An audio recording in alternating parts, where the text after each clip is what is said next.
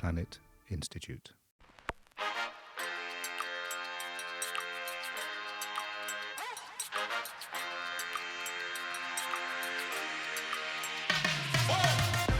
Hi everyone and welcome to R&D Unplugged, a podcast from the Learning Plant Institute dedicated to discussing with researchers on the impact of their work in a simple and accessible way. My name is Annalena Neurohr, I'm your host today. And today with me I have Laelia Benoit. She's a child and adolescent psychiatrist and researcher at Yale University. Hi Laelia, thank you for being with us. Hi Annalena. So your research is about childism, prejudice against children, in particular when it comes to addressing climate change. So let me maybe ask you first a more unconventional question.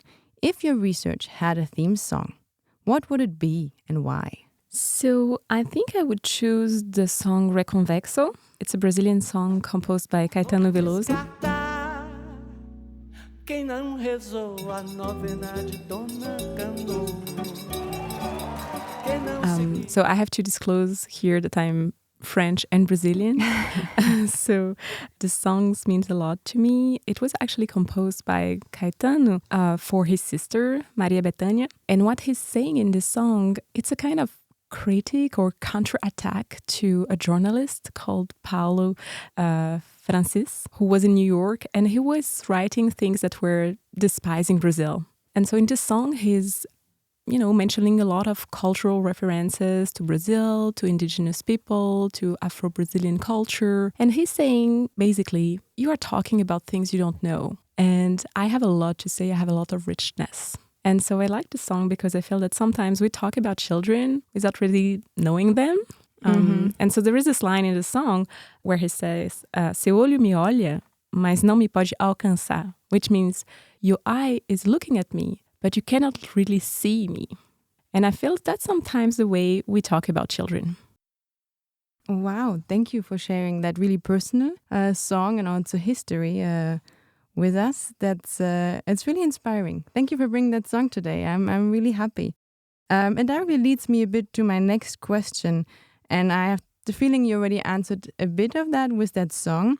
What inspired you actually to pursue this particular research topic? Yeah, so I'm a child and adolescent psychiatrist, so my daily routine is caring about children and parents, so I'm very sensitive to children. And I had worked on anxiety disorder, things children were anxious about. I worked a lot about school anxiety, and I started working about climate change anxiety. And at this stage, I started looking seriously into how seriously do we take children actions, and in particular, environmental activism. And I came to realize that we were really despising them. We as a society, we as adults in general, and that we were not paying attention enough to that. And I started asking, is it just because we don't care, or what's the problem? And when I came to the United States, that's when I realized that there was something called Childism, which is prejudice against children. Oh, and here's my assistant talking, my baby, who came with me today. Oh. So I'm going to just pick him up. No problem. So we actually have two guests today with us in the studio. I think we can go on. Yeah? Mm-hmm. Okay, so you just mentioned childism, which you kind of discovered in the US. So maybe you can just say a few more words about it, because I'm not sure if everyone is familiar with the word. So childism is prejudices and discrimination against children. It's really all those beliefs we have about kids, that kids are inferiors, that kids don't know what they are talking about, that kids should wait to grow up until they have an opinion or they have a say in something. And it's actually something that is not specific to the US.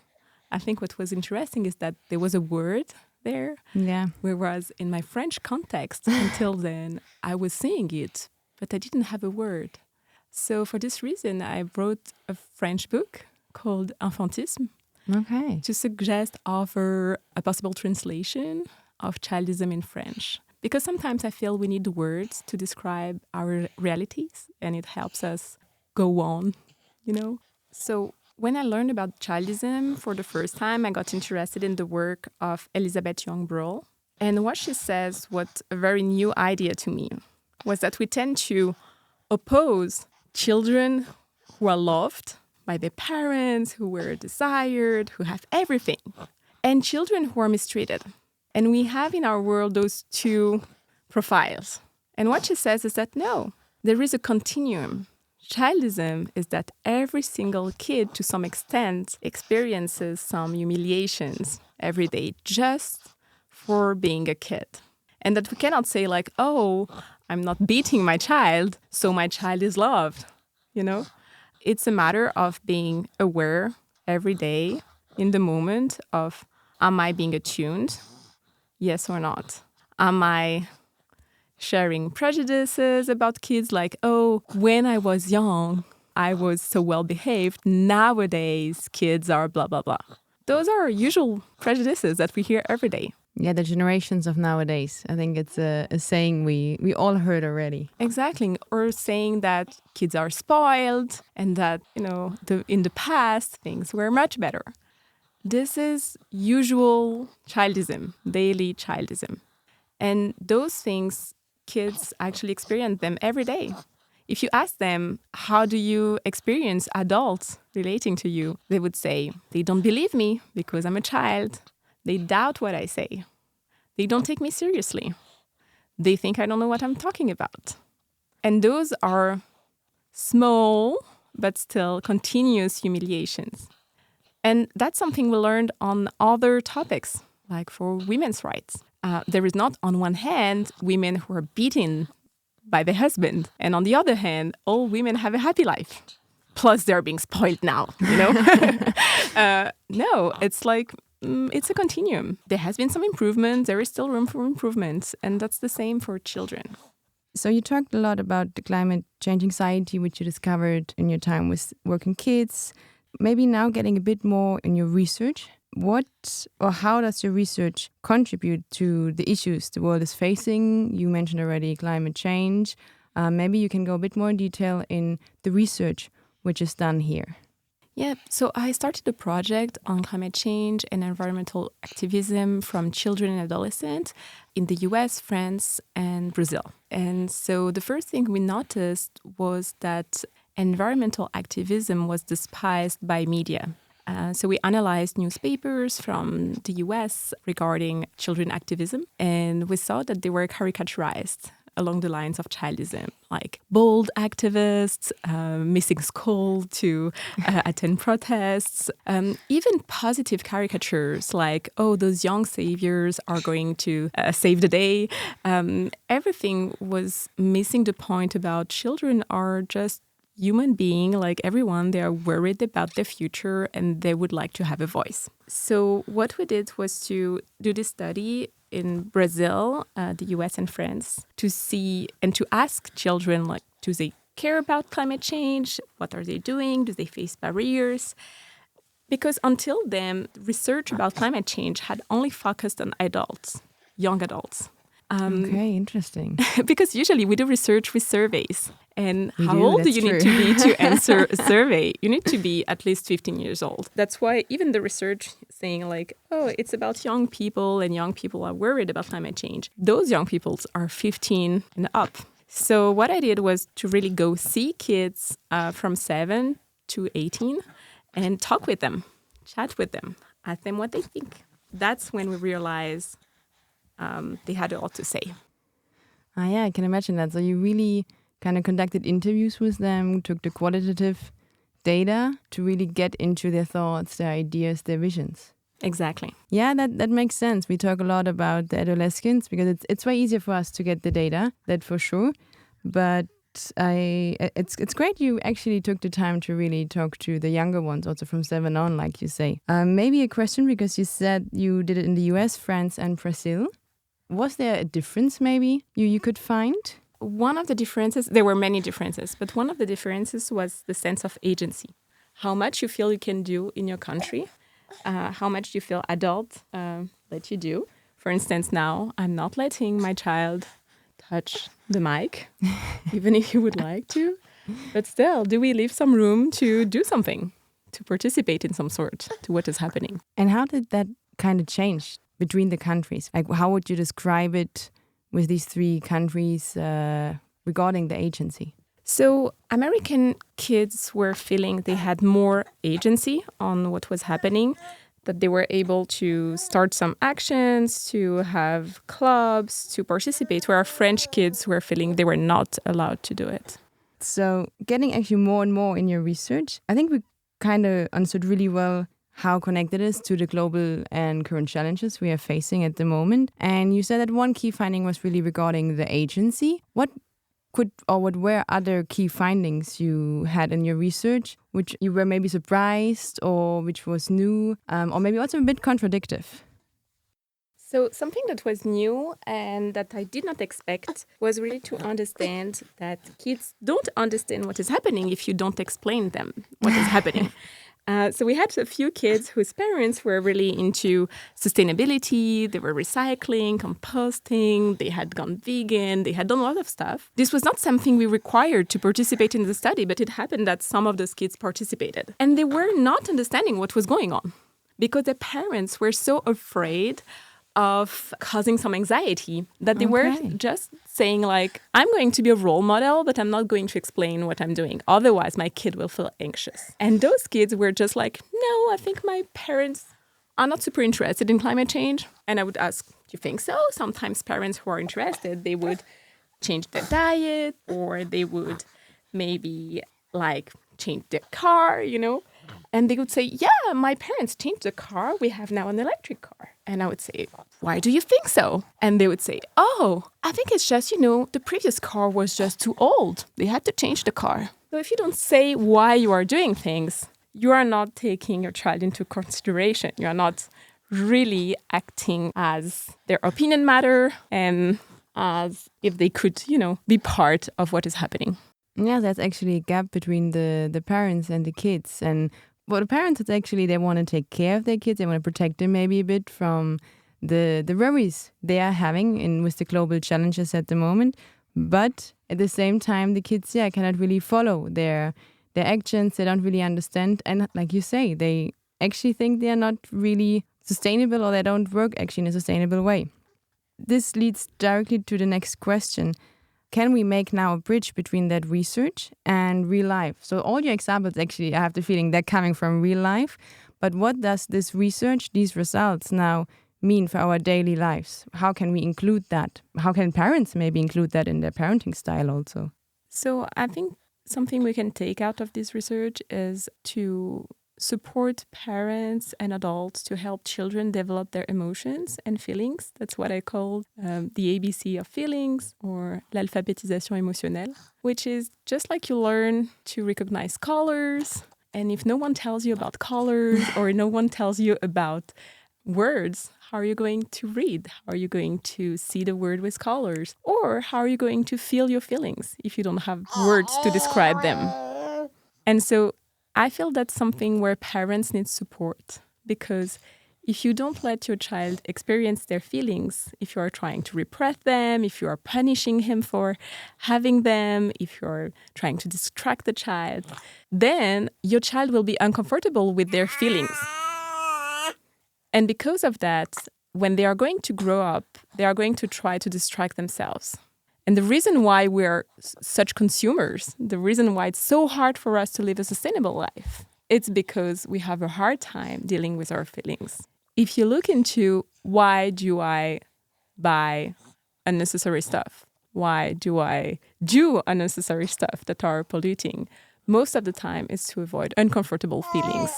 If we teach kids to welcome their feeling, to sit with them, to welcome them, then they won't need to distract as much. And to help kids learn that, we need to help adults to learn that, because in the first place, we don't know much about that.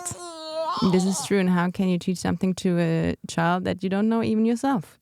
Exactly. So that's a lifelong process, and it's something we're about to start understanding, and we just need to give ourselves some grace and try slowly. Okay. Thank you for this insight. I would have one more question, because before we talked about agency and your research on it. And I think since we talk a lot today about how can we actually bring some more agency also to the young people out there who want to be active, who want to help with the global challenges, how could here the research could be implemented to give them maybe some advice? So one thing that has been shown about research on climate change and young people anxiety is that if you just talk about anxiety, you are not going forward. You need to talk about solutions. This makes sense. You need to give options to start something. And young people usually have ideas, and the only thing they need is support. Because sometimes they have the idea, they have the plan, but they are missing one of the steps just because maybe they don't have any administrative skills or there are stuff they need to learn. And sometimes we as adults just say, oh, they failed the plan. And that's usual. Yeah. Young people fail whatever they want. They start and they never finish.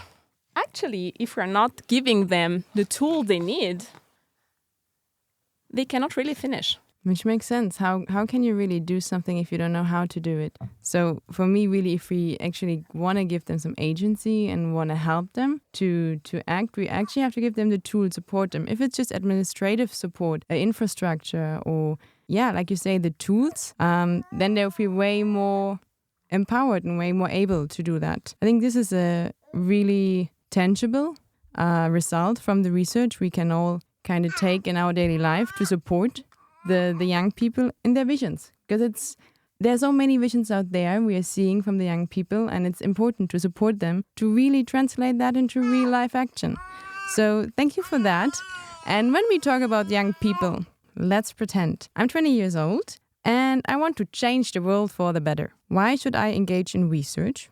And why should I choose your research topic? I think research is here to help change the system. And some things require data, and beyond data require a team of people, a collective. Not being alone with your voice, but having people talking with you. And research is about that. I like the idea of really that research helps us to change the system. I think this is a really nice idea to have, and a picture also to collect the data. And I agree, it's really important to have that team. Because if you're alone with an idea and you collect your data, you cannot bounce ideas, you cannot go further in it. So I really like that. But maybe just picking a bit more, why should I go in that precise topic of childism? So talking about childism is understanding that children are a minority, and that just like other minorities, people who are racialized, gender minorities, those are groups that need to come together in order to have more power. Otherwise, this is not going to come. And for children, it's harder because we cannot just expect children to come together on their own without support. That's maybe the main difference with ethnic minorities, women. They cannot come together just on their own. But if we're not seeing this oppression, this violence, we're not able to change the system. Okay, so really, in this research, I think for me, what I take out, because for me it was completely new, the childism, it's really bringing the children together, giving them a voice, helping them to express, and actually help them to an agency to act in the end, to fulfill their vision or to follow it. So the result of empowering children might be uncomfortable because they might be noisy. We might have to share the space with them instead of just putting them in schools, behind closed walls, removing them from public space. If they are here, they are going to take, some space. Do we want that? Or are we actually comfortable continuing with our adult-centric world? I don't know, but I would tend to say they belong here and they have a lot to teach us. I think so too. I think we just saw that this morning. I would say that wraps up today's episode of the R&D Unplugged podcast. I'm Annalena, your host, and a huge thank you to our guest Laelia Benoit for sharing her valuable insights, expertise with us, and also a big thank you to all the listeners who joined us for today's episode. R&D Unplugged is a Learning Plant Institute podcast which was produced by Annalena Neurohr and Shahab Nastar, with recording and editing by Jean-Marc Sauvin. Don't forget to subscribe to our podcast so you never miss an episode. You can find all of our podcasts and also further information about our activities on our website at learningplantinstitute.org/podcasts. So thank you again for listening, and we will catch you next time.